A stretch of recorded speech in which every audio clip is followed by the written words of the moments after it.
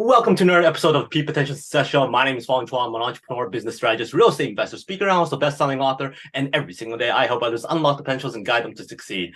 Today on the show, we interview another amazing guest. On this show, we talk to celebrities, entrepreneurs, business moguls, and CEOs, real estate investors, from athletes to artists, and to find out how to become successful, what their keys to success is, how they overcome challenges. And this next guest is somebody who's definitely able to add to that because she's very, very good at what she does.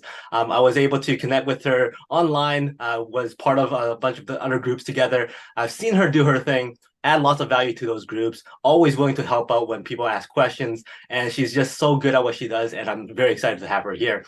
She is very, very experienced in the real estate realm, from multifamily to single families. She's dealt with property management, property construction, development. She's also given back to the community a lot with youth leadership, youth entrepreneurship, and also been on board members after board members and board members, all that kind of stuff. So she's been one of those people that people really, really respect, and she's always add lots of value. So I'm always very excited to have people like her on. So I'm very excited to have you here. So please welcome Ms. April PRADIER. Thank you so much. I appreciate it. Hey, awesome. Well, thanks for being here. Very, very excited because you are very experienced in the realm that I got started in, which is real estate. And for somebody yourself, how did you get started? You didn't start coming out of school and going, you know what, I'm going to be a real estate investor because that's what I want to do because everybody else is doing it. Oddly enough, so I'm a native Washingtonian. I live in Washington, D.C., born and bred. And it really started, ironically, in my childhood. So my grandmother, she had a convalescent home, which essentially is now called assisted living. But back then, back in the 50s and 60s, she had patients and she had an 8-bedroom house. And I think she was doing extremely well. So when my sister and I, we're children and we're helping her take care of some of her patients, taking them food, she told us like, hey, look, I want to teach you about real estate. Because once upon a time, she was a realtor on the Gold Coast of Washington, D.C. And I'll never forget this because this is probably my only regret in life. When I was in high school, DC was really bad, really bad back in the 90s. And she was like, okay, they're having a dollar tax sale and you can buy properties all over DC for $1. All you have to do is pay the taxes. I told her I didn't want those ugly properties. I wasn't interested. Mm-hmm. And on her deathbed, years later, she told me, I promise you, you will get into real estate. So that's essentially what happened. And how I did my first deal was I decided to get into real estate after doing some options trading. And I bought my first property for a fix and hold and went through all my bumps and bruises and decided that I loved it. Awesome. And just kept doing it. After that, I had formal training, but I did it on my own first, just pure experience, just doing it myself. So were you already doing real estate in school time? Like you were kind of under your grandmother's wing kind of stuff, going to properties, looking at things, managing? Yeah, it was more properties and business together. Because her background back then, there wasn't flipping necessarily. It was you buy a property, you hold it, you rent it, right? Or you buy a property, you hold it and make a business out of it. Like what she did, having, patients in her home and being paid by the government, thousands of dollars per patient. Wow. So like you really had that path set out for you right from the beginning. Did you ever think about doing something else other than real estate? Well, I'm actually a microbiologist by trade. Oh, wow. So I did biomedical research for many, many years. But when I got into real estate, I figured, I'll do both. I mean, it made sense to me. And I do it for the pure creativity of it because I am a creator. So when I go into a space, I have the vision, no matter what it looks like, as to what it'll be. Mm-hmm. Now, that very first deal that you account towards your real estate portfolio, was that considered a nervous thing to do or something that you go, you know what, I've seen this done already. I know how it's going to go. I'm just going to put in the offer. I'll buy the property. No, I wasn't nervous at all. My personality, I'm pretty much an A-type personality, and I'm what I call a jumper, right? So I'm someone who through my own personal ambitions, I'm fearless. I just don't have the fear. I will jump off the roof and then say, "Oh, what about the parachute?" And I'll pull the string, and forks and spoons start coming out.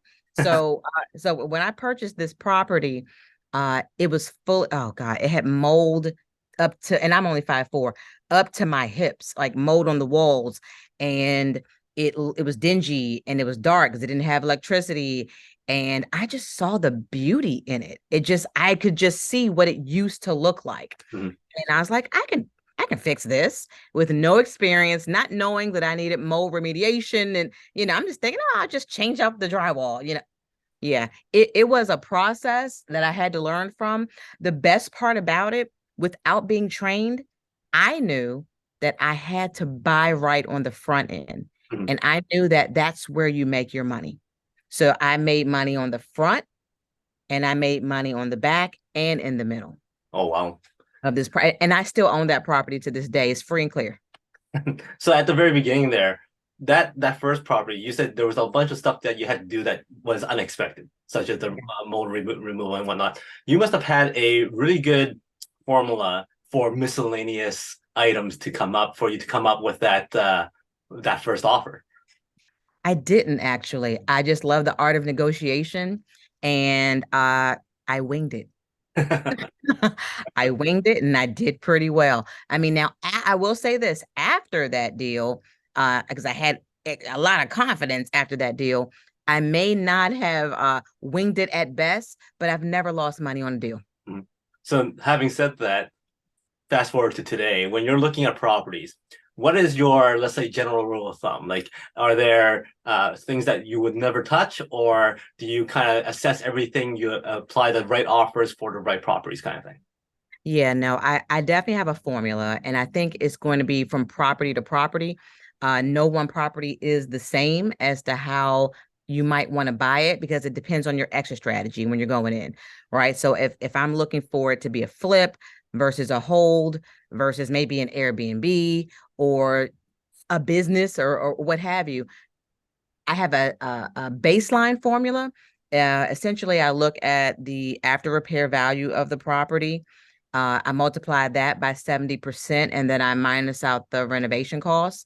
From there, I might make additional tweaks as to how I want to acquire this property and how I want to exit the property. Mhm. So just so I can have a larger spread. Because for me personally, I really like, I don't want to be invested in a property unless I'm getting a 20 to 30% return on my investment, Mhm. right? So, and then that return on investment doesn't necessarily for me mean what I put in, which I know that's the general definition of return on investment. Because for some deals, I don't put any cash into the deal.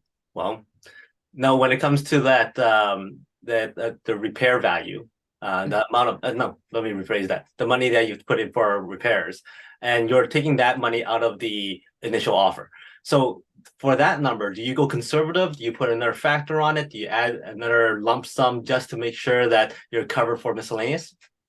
Absolutely.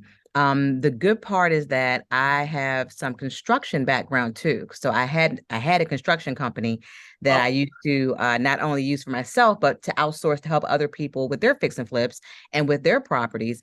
And then once I determined that I really didn't necessarily like people, I decided I'll just do it for myself. So I still have the business, but it's not something that is like advertised and I help other people with.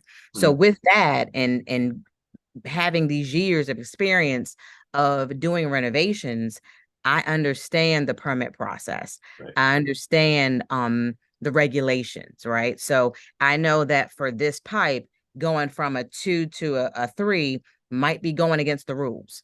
So I know how to pivot and adjust based off of my current knowledge of it.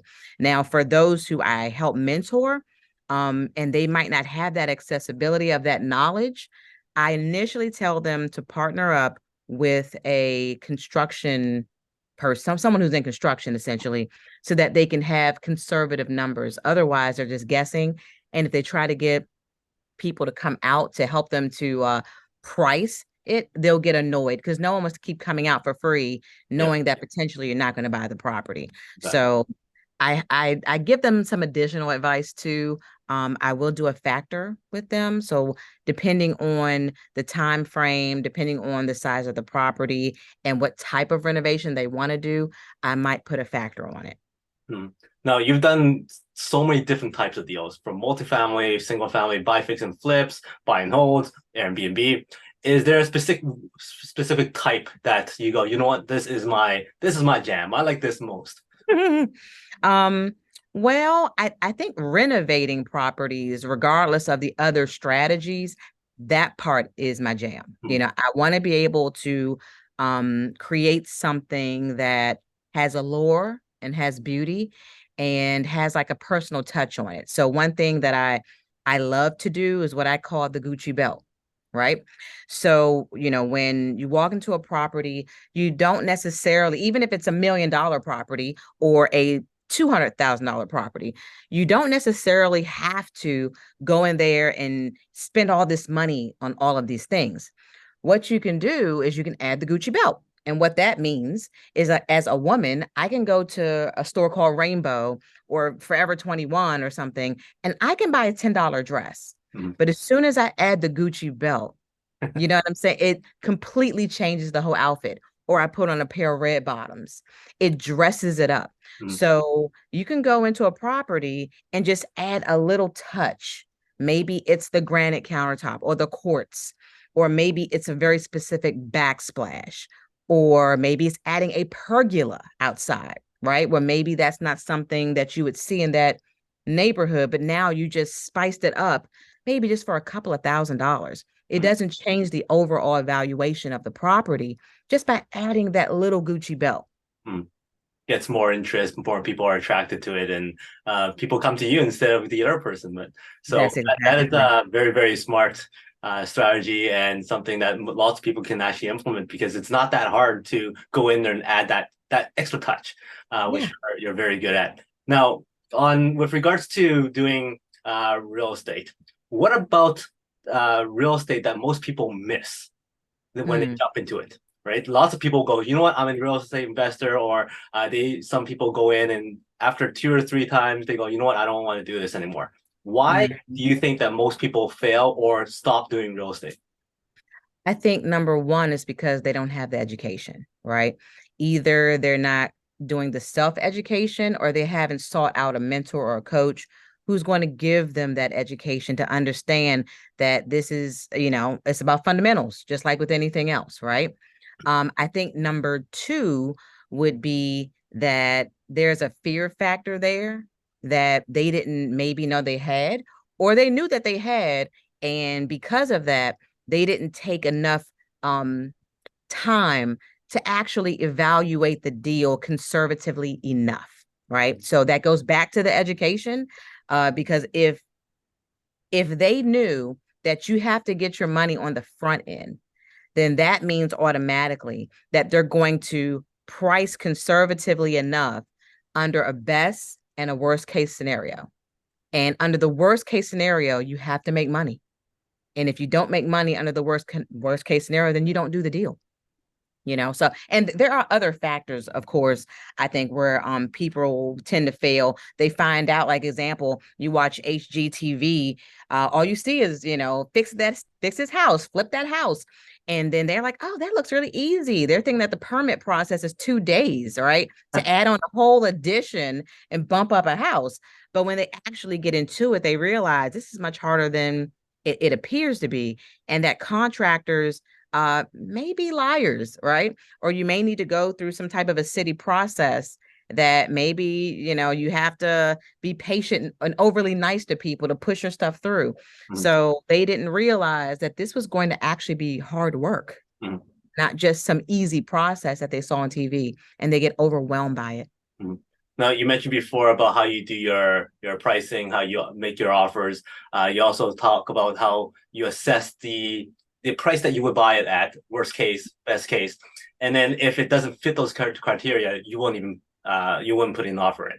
Now, Yeah. lots of people would go, wait a minute, those deals don't exist because nobody's going to accept the price for that low. Nobody's going to be selling a price at that low, so that doesn't happen. What do you Mm. tell them? Because obviously you found them. And you must Yeah. have had other secret places to go to get these properties. So what are those?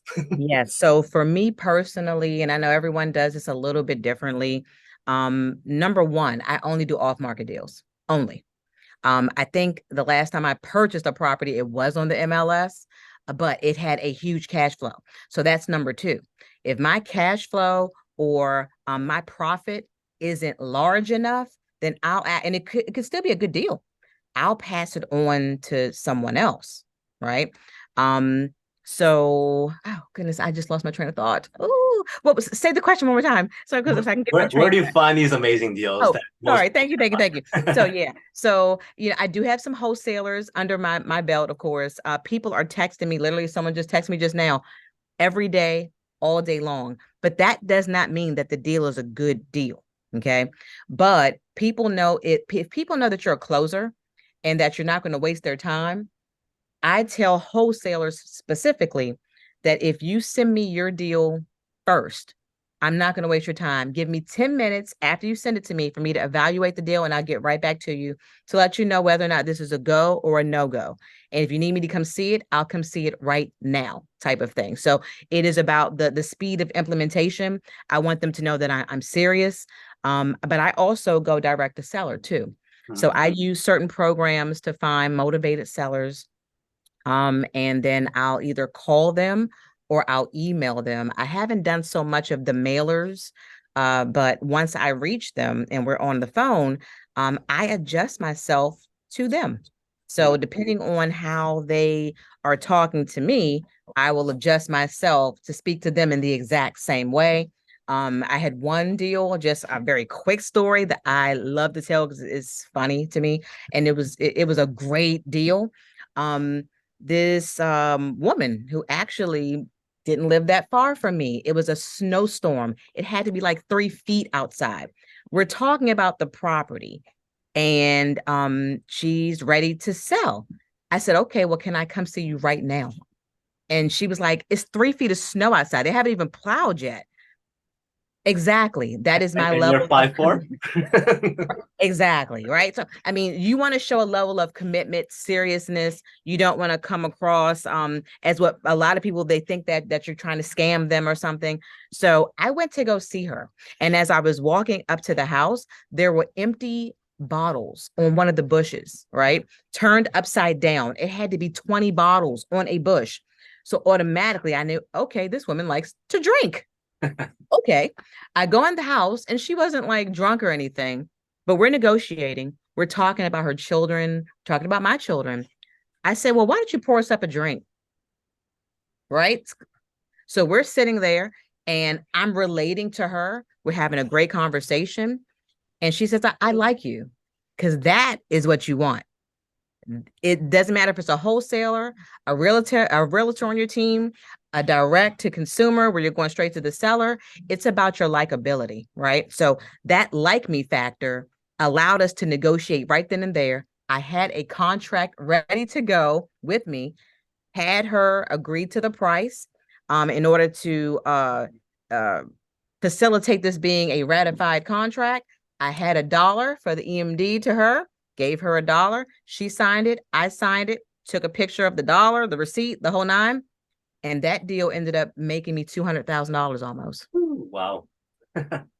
Yeah. On a flip. That is awesome. Mhm. So it sounds like that in order to be successful in real estate and doing as well as you do, is that you have to be able to communicate with people, build those relationships, Absolutely. build those teams with the wholesalers, with being able to speak with the sellers and whatnot. Now, there's people out there who goes, ooh, I'm not a people person. I'm shy. I don't want to go out there and talk to. I mean, I remember the first time I was building out my team, finding the right lawyers, finding the right contractors and whatnot. I was scared to pick up the phone to call a lawyer just to see if this lawyer is a good fit for me, right? And after all, I'm like, that's stupid. I mean, just pick up the phone. So Right. when you're talking to people, your clients, your students, what do you tell them if they are shy, if they are afraid to go and meet people and talk? You have to jump outside of your box. I mean, fear is definitely something that holds people back. And I definitely alluded to that earlier. For those who are just coming out of their shell, You can start with text. You can start with email, kind of hide behind the voice, so to speak. You can utilize building your network by going to meetings or events and meeting people. Even with you being soft-spoken, the more what's the word I'm looking for? The people who are more outgoing, they'll still come to you, right?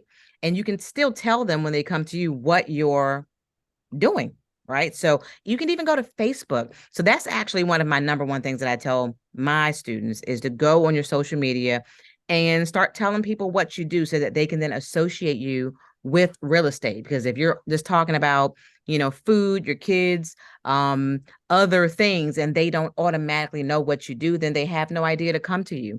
So once you go on social media and you're posting yourself in front of ugly houses saying that you buy houses or whatever your slogans are, then people will begin to jump into your DMs.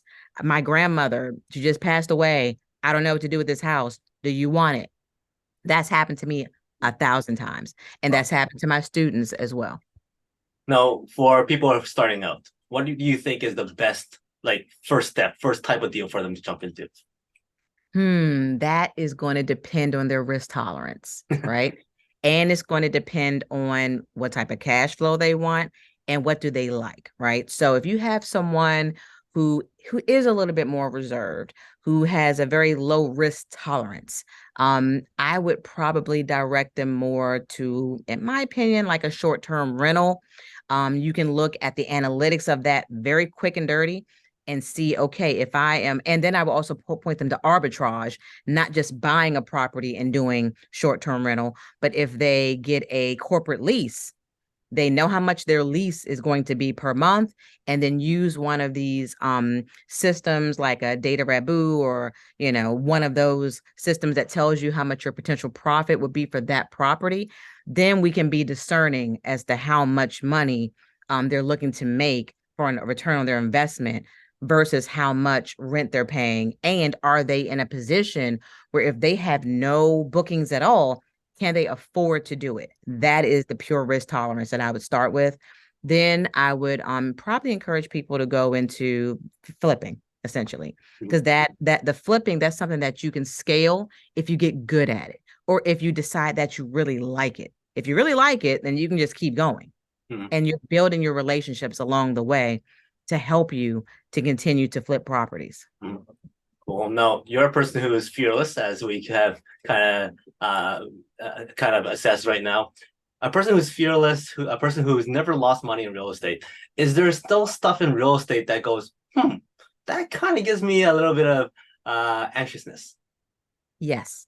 I think once you start jumping into the commercial world, especially, because you're watching the cycles of it, that can give a little angst. Prime example would be office space, right? So post COVID, a lot of the office spaces, I mean, they're empty, right? And I know each city, they're looking at this as a huge problem. And what are they going to do to help solve that problem? Because those spaces, they need to be repurposed, right? But office is actually in a cycle where it's on the lower part of that bell curve. Along with shopping malls and some other like retail, everybody's buying online. So we're not going to need these things. So the question is, when you see what you perceived in the past to be a good deal in these different asset classes, you have to ask the question, what can I do with this space now? Because you're not going to do what you previously did. So that's going to give you like a kind of moment, or it's going to give you an aha moment because now you're creatively thinking as to how you can utilize that space in a different way and profitable. So having said that, yeah, the COVID thing has really changed the way things are. People are no longer going to work at offices; they get to work from home and whatnot. So those spaces are completely different now. The value of them are not the same. How would you see those spaces still working? How would you assess those values? What would you put in them instead now? Yeah, I mean, each one is going to have a different strategy. And I think there are multiple strategies out there that could be utilized. But I think the number one strategy would be to address the problem. And the problem is that people don't have somewhere to live. and that's all over the country, not just in my city, right? It's all over the world for that matter. So for these empty office spaces, can they be redeveloped without tearing the entire building down to become residential condos, apartments, some type of space like that? That Cool. would be my number one option. Very nice. Now, you're a person who loves to give value back to the community as well. You work with lots of youths, showing them how to become entrepreneurs, just like your grandmother did with yourself. Um, so, how tell us more about that? How do you involve? How do you coach those kids to become more business mindseted? And Yeah. how's your involvement? Okay. Well, it started and starts at home first. So I have two boys, Mhm. 22 and 26. And then I have two nieces that I raised, and they're 26 and 28, or 27 and 29, regardless. Um, all of them are entrepreneurial by watching our lead and through my mentoring. My son, outside of he's very interested in real estate. He has been trying to get into real estate, but just hasn't found the right deal yet for him in his situation and circumstance. However, he did just start a marketing and entertainment firm Mhm. called EA1 Marketing. Um, and already they're getting contracts. I mean, he's been up and running probably for like 2 or 3 weeks. He's done several photography gigs, a few videography gigs. He has been contacted by like the NFL and big industries, and he's pursuing that, right? So what I do is on a weekly basis with him and his partner, we just have strategy calls, spend 30 minutes to an hour going over their strategy, tweaking their strategy. But then on the outskirts of that, then you have other youth through like church organizations. So I speak with churches. You have my children's friends. They're all entrepreneurial as well. So I'll host like meetings and meetups, and I'll participate in events and podcasts such as these. And then I will tell them where to go to watch these podcasts, to come to these events, not only learn from me, but learn from others as well.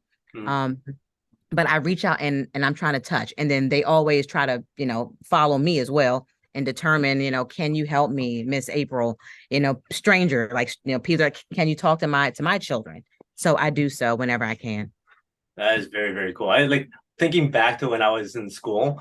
I don't think I knew anybody's parents who are out there doing real estate or being successful in business and all that kind of stuff. And I'm guessing with yourself, you're the cool mom. Everybody wants to hang out with you.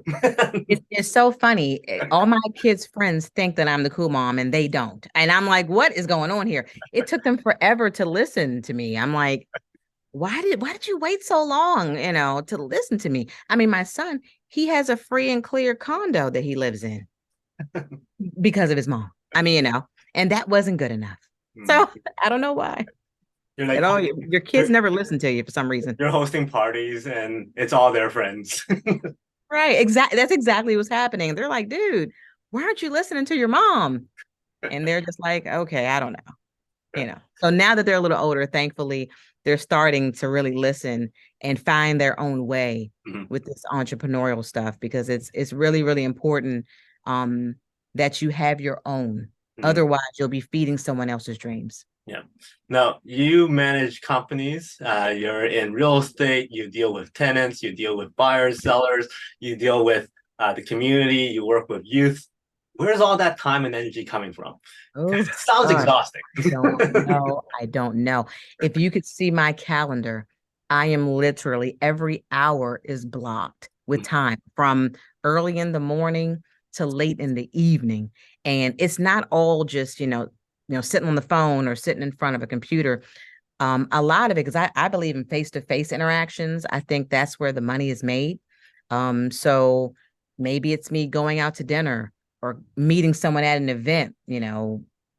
I don't know. I just find the time, and between my husband and I, because my husband is also a realtor. So I have to have the appropriate people in my team. Maybe we divide and conquer sometimes, or maybe we're doing it together. So it's really a lot, but it's about your time management. Mhm. Are Yeah. you an energy person too? Like waking up at 5 and sleeping at 12, or how does that work? No, I'm a bit of a vampire actually. So I'm a night owl in that I'll be up late. I don't watch TV and all that. So I'm on my computer, um, just grinding it out. But I wake up with the sun. Mhm. So when the sun comes up, I'm awake. I can't, even if I went to sleep at 3 o'clock in the morning, the sun wakes me up and I have to get up, and then I'll just have a tiring day and I'll just roll with that. Right. So I try to schedule myself at least once a month where I do a few things just for me. Like I do a massage every single month, if not once, twice. Mhm. Um, I go out for my dinner sometimes by myself because you need your alone time. And I will take calls, but I'm by myself. You know Yeah. what I mean? Like at my favorite pub or bar, I'm having a great meal and I can just have that quiet time to rest my mind and allow the strategies to come back for me and my strategies. Very nice. Now, for somebody like yourself who is very, very successful in what you do, um, do you still surround yourself with other people who are doing it, who are coaches, who are mentors to you? Um, Yes. is there still something that they say that you go, "Wow, I never thought of that." I think that the learning is constant. I don't think you'll ever stop learning. And I think that as you grow in business and just in life in general and evolve, that your circles will continue to also grow, right? I was just talking about this actually yesterday. So you may have your friend circle, you have your family circles, you have your circles where you do fun things, you have your business circles, but then those business circles are broken into smaller circles, right? You might have your $1 million circles or people who only do fix and flip circles or so you want to be around like and kind, but you also need to have a few circles that are doing above and beyond what you do to help bring you up to their level, right? So as you're giving back, being in these other circles and you're the top-notch person in the other circles, you want to be the weakest link so Hmm. that you're always learning and always growing, being of value and contribution in one way or another to that circle as well as they pull you up into whatever realm that they're in. Hmm.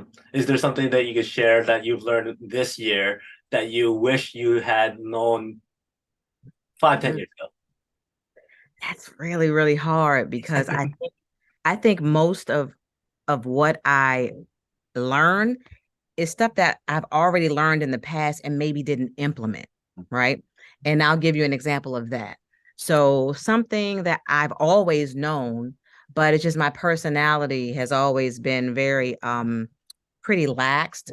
Um the speed and implementation and how money loves speed, right? So I'm not someone who gets very impressed when I hear, oh, you have 100 doors. Wow. That doesn't impress me. And the reason why is because I'm in a luxury market, right? I'm not like, in mid-America where 100 doors is making you, I'm making this number up, but let's say that 100 doors was making you per month $10,000 per Hmm. month. Just making Right, that up. I could do that here with just a couple of doors, right.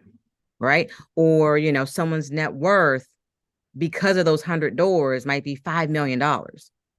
I can do that buying two properties here, Right. right? So it's not about that. To me, that's not a good metric. Um, so it's like, I feel like I can learn a lot from being around people who have what I want, but it's more about the listening, and that's what I need to do better. It's just being quiet and just listening versus wanting to always contribute. Maybe that is the lesson, is just knowing how to play the game. And sometimes you just have to be quiet, even in your own ego of thinking that you know everything. That is the lesson. I'm glad that I had to talk it through. See, I'm talking still. I had to talk it through to realize I need to shut up sometimes. Just Well, don't listen. don't shut up just yet because we still need you here. Okay, um, no problem. what's the next big thing for you? What do you see yourself being very involved in the near future? I think I'm going to get more into flipping businesses. I think that that's the next step for me, and continuing to be in real estate and expanding that as well. But flipping businesses, even though it seems very similar, it is new to Mhm. me. I've never owned a brick and mortar business, a storefront, so to speak. I've never done strategies, where you combine businesses and then sell them. That sounds so exciting to me. And it seems like something that I probably would be good at because it still has the elements of like how you would fix and flip properties. And those elements would be that you need to be like a creator and take an existing business, find out where they have weakness and turn those into strengths. So businesses that seem to be maybe boring businesses, make them more exciting and then market those new components that you just added to that business to, raise the valuation. Mhm. That to me just sounds like it is going to be the cat's meow. I know at least three people that's how they made their multi-millions. Uh, And I've known them for years. They never talked about it enough, or I thought this was an attractive strategy until this year. Must be a certain story that they recently said, or maybe you No, all of a sudden go, you know what, it's time. it was that. It was that because I mean, of course, I've heard some stories and heard along the way, but I think sometimes, and depending on the person, and when you talk about like my children, some people have to hear things a few times to be like, you know what, that's for me, Mhm. right? It made sense when you first heard it, but that's where that speed of implementation comes in, because it could be a great idea forever, but if you don't take action, if you don't implement, then it's just a great idea for someone else Mhm. who's actually doing the implementation. And I think this year I've got my aha moment to say, you know what, I have to implement this. This is for me. Right. So now I just have to figure out in what industries, and then pull the trigger and implement. So I plan to do that like literally now. This year, that's going down for sure. Looking forward to seeing those successes from you, and I'm sure you're not going to lose any money on flipping businesses either. So all I the know. best to them. Now, let's put you on the world stage. You have a couple minutes to share with the world one message that you want everybody to remember April for. What would that be? I would say remember me for my integrity, and the message that I have for you is step outside of your box. The box has four walls, a top and a bottom, and it holds you in. If you want to see the light, you at least have to pop the top off first. If you want to move around, you have to move the sides off then as well. And then take motion, take action, implement. The longer you sit in the box, the slower you will be able to accomplish anything that you want to accomplish, unless you're just okay with that mediocrity, which is not, that's not a problem. But you just maybe just want to sit in the box, and that's your dream, is to sit in the box, maybe in the dark. I don't know, but I definitely want people to explore other possibilities and experiences, because everything that we're doing in this entrepreneurial realm is nothing more than an experience. Nicely said, and good words to live by. So I hope everybody remembers that and follows suit. I know our time has come almost to an end, and I know you're very busy. You have companies to buy and flip and houses to buy and flip. But before I let you go, I got five very quick questions, rapid fire. Give me the first thing. Oh, You're Lord. Okay. stranded on a desert island, one food to eat for the rest of your life, no consequence. I guess pizza. One song that you don't mind listening to over and over again on a road trip. Oh, that sounds, it's gonna sound crazy, but the Carpenters, um, uh, I forget the name of the song though, but it's You like can the one with the you can little sing a kid. verse. I can't remember oh, sing a song. Sing a Oh, song. The Carpenters. It's like a oh. kid song, but I love it. Mhm. Awesome. Hollywood calls and goes, "Hey, April, we love your story. We would love to do a biopic. Who would you cast to play you?" Jill Scott. Joe Scott shows up at your door and goes, "Hey, Mhm. I got casted. Let's hang out." What would your ideal hangout be like? Like, what's I that would night take gonna her. be like? I got that one. I would take her to my favorite Italian restaurant in Capitol Hill. It's a little hole in the wall. Best food, best drinks, best people ever. And we would just sit there, laugh and talk and chat. Nicely done. And my last question, first of all, give me a number from 1 to 4. 4. 1, 2, 3, 4. So if you had to relate success to cricket, how is success like cricket? Now you can either go cricket the sport or cricket the bug. I got it. Nope, I'm going to go cricket the phone because mobile phones back in the day used to make a lot of money and they still do now. So I would repurpose the old cricket phones and bring them up to the iPhone level. I see that. Well, thank you very much. Our time has passed, and it's been amazing talking to you. Learned lots of great things, and thank you for sharing some stories. Any last words from you, and what's the best way for people to connect with you? Well, I firstly just want to thank you. I really appreciate this interview. It was really great. People can reach me on Facebook, TikTok, and on Instagram under April Pradier. So it's just my name, April Pradier. Great. So everybody else, make sure you connect with April. She has obviously a lot of great wisdom and knowledge to share, and make sure you connect with her. For everybody else, make sure that you tune in next time. And today is the last day to unlock your peak potential. She's April. My name's Fong. We'll see you later. Thank you.